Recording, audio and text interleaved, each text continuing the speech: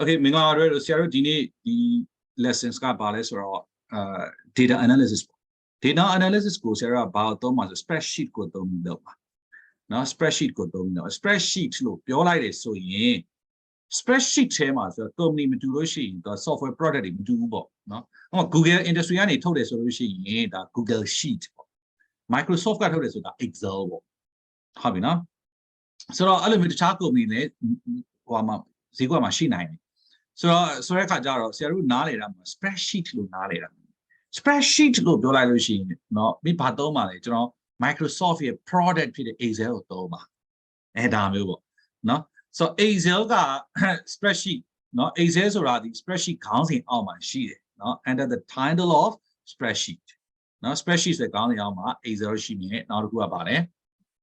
Or Google sheet. I mean, amazing. T20 software na course ya okay da here about ribbon look ribbon ma by shows a tab station now ribbon ma by shows a tab station that tab station ma draw ne but theme slide sheet the themes ne to sheet page layout so ba sheet margin orientation portrait sheet landscape sheet size sheet printable area sheet header footer sheet no the adiga the themes pa also ga you do sheet tabs out ma so the group ne to sheet okay, now the formula bar no formula bar. Say the cuckoo formula reaction machine, the environment like and that jammy cool the matter. So is a workbook ma, so ledger Saudi ma, no Saudi tema seminary, nyai Saudi nyai sheet of so Saudi so load loud ma called download yard. Now called look at the log called download yard. Now she 1, she 2, she 4, she 5, she 6, sashi again. The idea cool Excel workbook low core. No, is a workbook the product Microsoft company product. To a big only how much your spreadsheet so they only how much sheet. Okay, now here about the column core A B C D E F G year in number column and then 1 2 3 4 5 6 year column row. No, so the D ne 6 ne so ne D6 so that cell pit row ne column intersection pit cell over. Hey Siri, if you want to select range of a cell, so cell of a range, range to create cells you select how you gonna do that. So you have to click on the cell you want to start. For example, C3, okay, and then drag it to the cell you require up to F8, right? So we have started with C3 and we have ended at F8. That's solution is 0 balu cholesterol. Tau 0 range like selection load select loaded for no and not the kugajar also you can also select individual cell no as a range. For example, B3 and then so D4 and then F3 and G8 and then E6 and C5. Okay, so you can also select a range of individual cells. So how you gonna select it? Okay, hold down, control button, and then so you have to move your mouse and click on each cell that you want to include in the range, right? Okay, so control button name time maybe no. And the other sheet. Now the class here about the can any yet value yet no so Sarah Kudima D3 is any hours 2 so can have the item line. A 2 item you are Sarah Balum is drag it down. D2 is drag it no so charge line. Okay, so all are 2 days like you to loan you like here. Below, no. So, so DRL is a select load is a single click, no. So double click mode, so it has a type load. So as a 12, no. So be enter call line, not a third course symbol. So just a click on D3 and then lower corner, right? Lower right corner. okay this one plus sign လေးပေါ့ဒီ plus sign လေးပေါင်းပုံစံလေးပေါ်လာပြီဆိုရင် click on that and drag it down as much as you want okay ဒါဆိုလို့ရှိရင်ဒါဆရာတို့ကပါလဲဆိုတော့ဒါ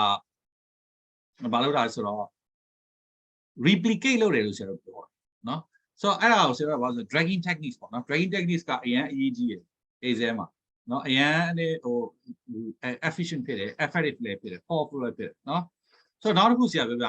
မယ်ဒီမှာဆိုပါဆိုမင်းကဥပမာဆို5တော့10ပေါ့အဲ့လိုနှလုံးရိုက်လိုက်တာ ਨੇ ဒီနှစ်ခုလုံးကို select လုပ်လို့ select လုပ်ပြီးတော့မှ okay lower right corner you're going to see positive sign and then click on that and drag it down 对လားဆိုတော့ exam ကဘာဖြစ်သွားလဲ exam automatically သူကတည်တယ်အဲ့ဒီချက်ကအများမိုက်တယ်နော် exam automatically နော် face the range based on the pattern of the first two values okay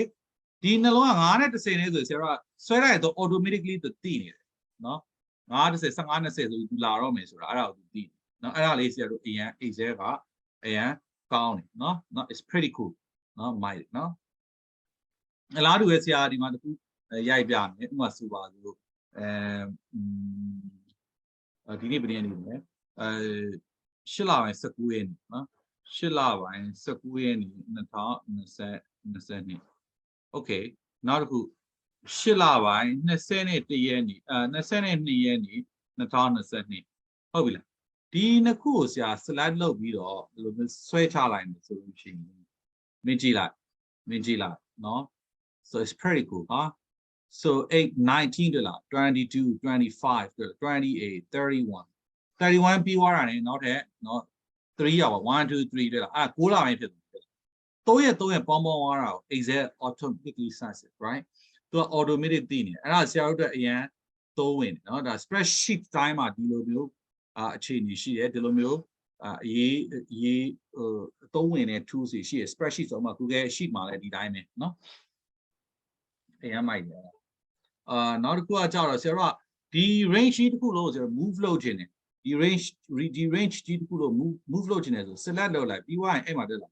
เนาะအဲ့ border of that range เนาะ now click on the border ဒီ border line ပေါ်မှာเนาะ border line ပေါ်မှာ mouse လေးပြောင်းလိုက်မယ် now click or the border of the range and then drag the range to its new location new location ကိုမြင်ချလိုက်တယ်ဒီလိုမျိုး hatch sign တွေပေါ်လာပါဆိုတော့ data ကိုမဆန့်လို့သူ့ဒီလေးဆွဲပေးလိုက်ဆန့်ဝိုင်းအကုန်ပေါ်လာလိမ့်မယ်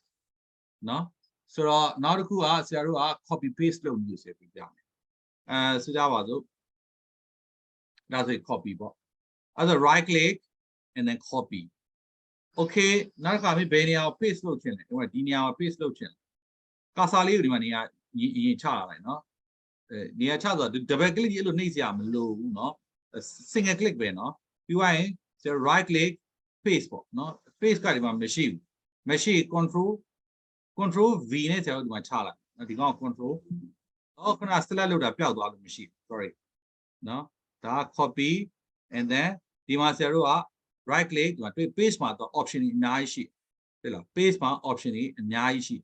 ဆိုတော့ဆရာတို့အခုဘယ်လိုလုပ်မလဲဆိုတော့ paste paste P ပဲဆရာတို့နှိပ်လိုက်ဒါဆိုဆရာတို့အကုန်ရအောင်ဟုတ်ပြီဒီ selection ဒီလို select ဖြစ်နေတဲ့ dotted line လေးနေတော့ပျောက်ချင် control နဲ့ D နဲ့နှိပ်လိုက်ဒီနေ့ကပြော deselect လုပ်တယ် select လုပ်ထားတာကို deselect လုပ်တယ်လို့ခေါ်တယ်ဒါ copy paste လုပ်တာနော်နောက်တစ်ခုဆရာတို့နောက်တစ်ခုလုပ်ကြည့်မယ်7 နဲ့ 8ကြားမှာဆရာ row တစ်ခုဆရာထည့်ကြည့်ရက်အားဖြင့်31ရက်နေနော်ပြီးသွားရင်ဆရာဒီမှာ right click ထောက်လိုက်မယ် insert တဲ့နော်သူ့ရဲ့ above မှာဆရာတို့က row တစ်ခုပေါ်လာတယ်ဒါမှမဟုတ်လေဆရာတို့ဒီနေရာကနေထည့်မယ်ဆိုရင်ရတယ်နော် sorry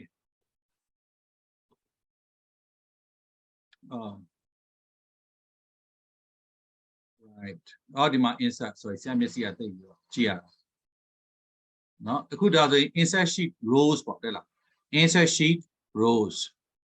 တယ်အဲ့ကနေပြီးသွားနေရ right click သွားနေရနော်ဒါ insert sheet rows ကနေဒီနေရာနေသွားနေရနော်အလားတူပဲဆရာတော့ column တစ်ခုထပ်ထည့်ခြင်းနေဆိုလိုက်တာ view ဆရာ select လုပ်ထားလိုက် insert နော် sheet column ဆိုလို့ရှိရင်သူ့ရဲ့ဘယ်ဘက်အချမ်းမှာနော်တစ်ခုတိုးလာနော် control Z နှိပ်လိုက်လို့ရှိရင်ဘာဖြစ်သွားလဲဆိုတော့ to the original document ပဲပြန်ရောက်သွားတယ်เนาะဆရာတို့မပြုတ်ပြင်ရသေးတဲ့အခြေအနေကိုပဲပြန်ရောက်သွားတယ်เนาะဒီနေ့ဆရာပါမေးဖို့ရှိလဲ any questions hello No question, master. okay thank you so as I already told you earlier so Excel automatically fills in the numbers based on the pattern of the first two numbers or the values. Now, first two နှစ်ခုကိုကြည့်ပြီးတော့ဒီကောင်ကဖြည့်ပေးတယ်ဖြည့်ပေးဆိုတော့ဆရာခုဒီမှာတစ်ခုစမ်းကြည့်အောင် January February ဒါဒီနှစ်ခုကိုစမ်းရနိုင်မှာစမ်းကြည့်လိုက်ဆရာတို့ wow wonderful နော်အရင်မိုက်ပါတယ်နော် so အဲ့ဒါကောင်းတယ်ဒါနော် so ပထမဦးဆုံးသုံးလုံးဆိုရင်ဆရာ math တွေကို automatically detect လုပ်နိုင်တယ်အရင်မိုက်တယ် okay နောက်တစ်ခုဆရာစမ်းကြည့်မယ်နော်ဟိုမှာဆိုတော့ C double click နှိပ်လိုက် type တစ်ခု data တစ်ခု entry လုပ်ချင်တယ်ဆိုရင် type လုပ်ချင်တယ်ဆို double click နှိပ်တာနော်အဲ SS class 1နော် CLA SS class 2ပေါ့ class 1 2ကိုဆရာရိုက်လိုက်တယ် select လုပ်လိုက်တယ်နှစ်ခု select လုပ်ပြီးတော့ drag it down wow okay နော် automatically ဒါသူပြောင်းတဲ့အရာကိုသူပြောင်းပေးသွားတယ်နော် okay Harvard Monday Tuesday okay what if we are going to drag it down wow it works ဟုတ်လားဒါလည်းအလုပ်ဖြစ်တာပဲ Monday Tuesday Sunday အကုန်လုံးအလုပ်ဖြစ်တယ်နော် day တွေလည်းအလုပ်ဖြစ်တယ်နော်ပျော်စရာကြီးပေါ့နော်ဒါဆိုရင်ဆရာတို့က Excel handle လုပ်ရတာ block မိုက်တာနော်နောက်တစ်ခုဆရာစမ်းကြည့်အောင်ဆိုတော့မနေ့ကကြရင်ဆရာအချိန်ကြီးဆိုလို့ရှိရင်8နာရီစမယ်ပြီးသွားရင်ဆရာတို့ကနောက်ထပ်စာသင်နေရ8နာရီကနေဆို9နာရီခွဲပေါ့ဟုတ်ပြီတနာရီခွဲအဲ့လိုတနာရီခွဲဂျားထဲမှာတနာရီခွဲရှိရနော်စာသင်နေဒီကောင်လိုဆွဲကြည့်လိုက်ရင်ဘာဆက်ဖြစ်မလဲကွာတွေ့လား PM ကိုချက်ချင်းပြောင်းပြီးသွားတယ်တွေ့လားနော်8နာရီကနေ9နာရီခွဲပြီးရင်17နာရီပြီးရင်နောက်ထပ်တနာရီခွဲထပ်ပေါင်းတယ်12ခွဲပြီးရင်2နာရီ3နာရီခွဲ5နာရီ6နာရီ PM ဖြစ်သွားတယ်တွေ့လားနော်နောက်သူပြန်ပြီးတော့လဲသွားတယ်12ခွဲ AM to AM sorry right နောက်ထပ်ဆရာစမ်းသပ်ကြည့်အောင်မြို့တွေကိုဆရာစမ်းသပ်ကြည့်အောင်နော်မြို့တွေကိုဆရာစမ်းသပ်ကြည့်မယ်ရန်ကုန်ဘန်ကောက်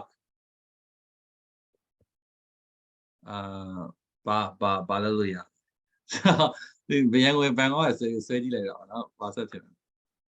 ရန်ကုန်ဘန်ကောက်တွေ alright အဲ့ဒါဆိုလို့ရှိရင်ဆရာဘန်ကောက်ကစလုံးပေါင်းမှန်ဟမ် hello မှန်တယ်ဆရာမှန်တယ်ဆိုရင်ဆရာရန်ကုန်ရဲ့ဥမာဆိုတော့တိုကျိုနော်လို့ဆိုရင်ရောမရရောဒီလိုလုပ်ကြည့်မယ်ဒီကောင် delete လုပ်လိုက်တိုကျိုဆိုပြီးဆွဲကြည့်လိုက်တိုကျိုလိုကြီးပဲထွက်လာဆိုတော့ဆရာတို့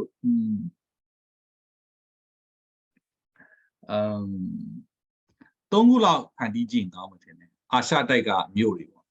အာရှတိုက်ကမြို့တွေဆရာတို့3ခုလောက်ဖန်တီးကြည့်အောင်ဆိုတော့တိုကျိုပြီးသွားရင်ဆရာတို့ဘာရှိသေးလဲ Asia မှာနော်ဆိုဆိုလား SOE ဟုတ်လား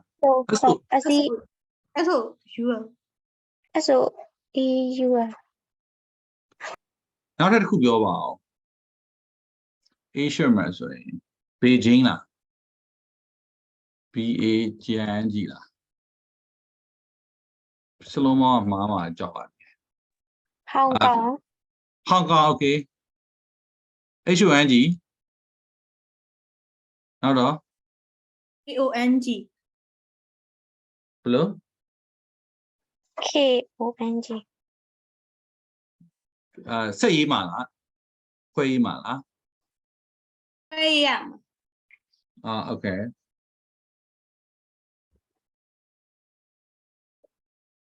ဟုတ်ပြီဆိုတော့ဒီကောင်တွေကို select လုပ်ကြည့်မယ် ဘာမှဒီကောင်ထူးခြားမှုမရှိတော့ဆရာတို့ကသူ့ဘာလုပ်ချင်လဲဆိုတော့custom list ကိုဆရာဖန်တီးခြင်းတယ်နော်custom list လေးကိုဆရာတို့เนาะဘယ်လိုမျိုးဆရာတို့ဖန်တီးရမလဲเนาะအဲ့ဒါလေးဆရာတို့ချက်သွားကြည့်အောင်เนาะ so file ထဲမှာဆရာတို့ကเนาะဒီ file ထဲမှာเนาะခဏချက်ပြန်သွားပြီเนาะဒီ file အခုဆရာတို့နှိပ်တဲ့ file ထဲမှာအဲ့ file ထဲမှာဆရာတို့ကဘာကိုနှိပ်လိုက်မလဲဆိုတော့ option ဆိုတဲ့ pattern ကိုနှိပ်လိုက် okay အဲ့ option ဆိုတဲ့ pattern ထဲမှာ advanced ဆိုရရှိတယ်အဲ့ advanced ထဲမှာဆရာတို့ကเนาะ custom list ကိုဆရာတို့ဖန်တီးရလို့เนาะဒီမှာတက်လာ edit custom list ဆိုပြီး okay တက်လာ custom list ကိုဆရာတို့က new custom list ပေါ့နော် new custom list ကိုဆရာတို့ကဒီမှာဆိုလို့ရှိရင်တက်ထားလို့ရပြီဆိုတော့အဲ့မှာဆရာတို့ကဘာတွေရှိလဲဆိုတော့ခုနကသမီးတို့ပြောတဲ့ TOKYO Tokyo ရှိမယ် SOEL ရှိမယ်နောက်တစ်ခုက HONG KONG Hong Kong ရှိမယ်နောက်တစ်ခါ BNG KOK Bangkok ရှိမယ် YNG Yangon ရှိမယ်ဆိုတော့ဒါ add လုပ်ထားလိုက်မယ်နော်အဲဒါဆို okay နော် just click on the okay button ဟုတ်ပြီဆရာတို့ဒါကိုဖြတ်လိုက်တော့နော် select လုပ်ပြီး delete button နှိပ်လိုက်တန်းပြတ်သွား okay အဲ့ဒါဆိုဆရာတို့ကခုနကပါ TOKYO Tokyo လို့ရိုက်ပြီးရတယ်ဒီ drag လုပ်ကြည့်လိုက်တဲ့လား automatic ပဲcustom list ရဲ့တစ်ခါလေကြလို့ရှိရင်လိုအပ်လာရင် custom list ကိုလုပ်ထားဖို့အတွက် useful ဖြစ်တယ်ဆိုတဲ့အကြောင်းကိုဆရာကပြောပြတာဒီထိနားလည်လားမသိဘူး ဟုတ်ကဲ့ဆရာ